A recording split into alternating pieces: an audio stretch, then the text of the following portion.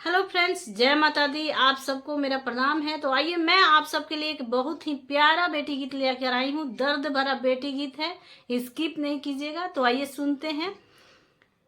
समधि मिलना जब चलले अपना पापा, अखिया से बहे झर झर लोराए लाला, अखिया से बहे झर झर लोराए पापा। घर में से निकाली बेटी हो सुंदर बेटी, घर में से निकाली बेटी हो सुंदर बेटी। काहे पापा अखिया में लोराए लाला, काहे पापा अखिया में लोराए लाला। किया हमारे पापा खेता बेचवानी हो, किया हमारे पापा खेता बेचवानी हो।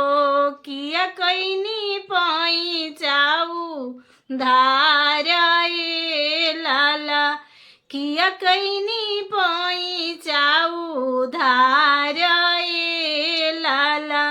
नाही मोराए बेटी खेता बेचवालू हो, नाही मोराए बेटी खेता बेचवालू हो। नाही कैनी पाई जाऊ धाराए लाला, नाही कैनी पाई जाऊ धाराए लाला। बड़ा रे जतन से बेटी तोहारा के पोसानी हो, बड़ा रे जतन से बेटी तोहारा के पोसानी हो।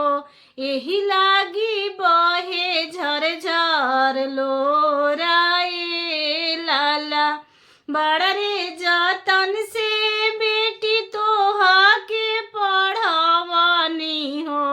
अब भैलू दोसारा के धनाए लाला, अब भैलू दोसारा के धनाए लाला। अब चललू दोसारा के घर लाला, यही से बहे झर झर लोराए लाला।